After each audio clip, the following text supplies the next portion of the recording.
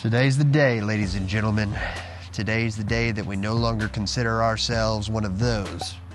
And we start engaging that left side, throwing a little farther, and who knows? Maybe we'll be using these by the end of the day, you know? A little destroyer action. That'd be something, wouldn't it? That'd be a whole lot of good somethings.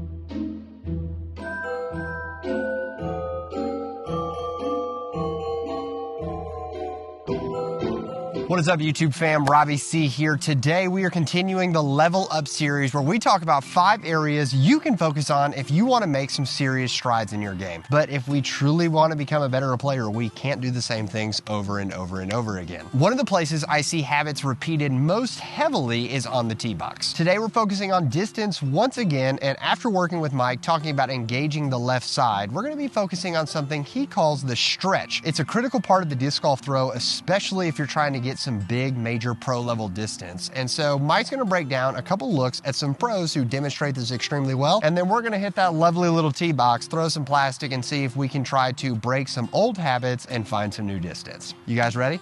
Okay, in this video I want to talk about a very specific position, and that is what I consider the stretch. Right here I've stopped the video just as they're starting to land out into their plant step. And why I consider this the stretch is if we look at where the front foot is and where the back of the hand and disc are on both, which as you can see are pretty much stacked over that back foot. Look at the distance between the front part of where the landing is and where the disc and the arm have completely stretched. They are both perfectly centered in what I've mentioned many times before, the upside down capital Y position, and not leaning back where they would have to make a front lateral move on the upper body, which puts all the weight on the upper half of the body. In this position, with the legs as far apart as they are and being centered, all the weight is going to be in the lower half. If you're ever just try standing in this position, you'll really feel how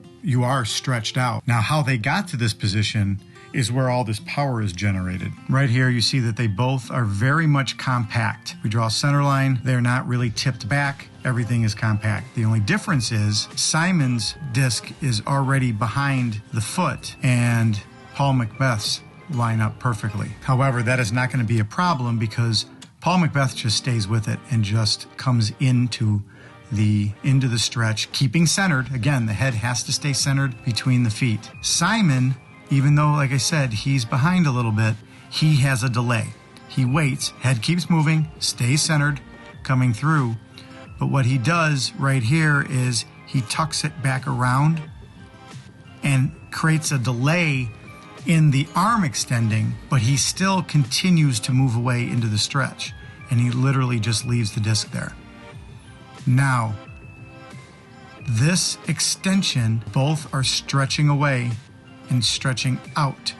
That is where the arm straightens. Both sides, as you can see, they just walk by the disc, not around.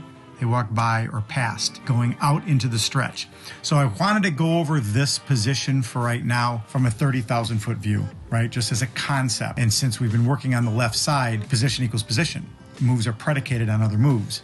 So this is the natural progression of where we want to go in the big picture items. And we're going to start tying them together. I want to take a quick moment for the breakdown to talk about today's video sponsor, Andyedalus Discs. Andyedalus is home to premium quality die discs. Even if your throwing isn't impressive, these dies are definitely going to turn some heads. Whether you want them to find a new disc for you or bring new life to one of your favorite throwers, they can do it all. Not only do they have free domestic shipping, but you can save $5 on your order by using code RCVlogmas at checkout. So if you want some amazing looking discs, head over to the craftsman himself, Andyedalus Discs.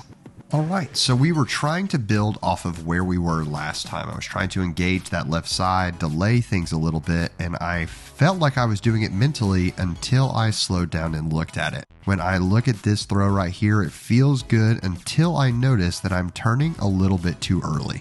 because I have already started turning and I haven't even started to that point of no return yet, notice that boom, I think that this left side needs to engage, but because my left shoulder is so far back, it is going to be impossible for me to get that left side engaging, which means, yep, the right side has to pull, the arm comes through, and therefore I'm never going to reach the stretch because I'm using my arm to throw the disc rather than engaging my left side and letting my body kind of naturally extend itself, thus creating that power. Simply because I'm turning too early. I'm moving too fast through my throw, and so that's where I decided to just start at that extension, start at that stretch, and see what it feels like to just turn in with my body, turn in with my left side, and then throw from there. And let me tell y'all, the results felt great. I was going to just this one step, and when I stepped into this one step, I suddenly was able to start throwing the disc smoothly,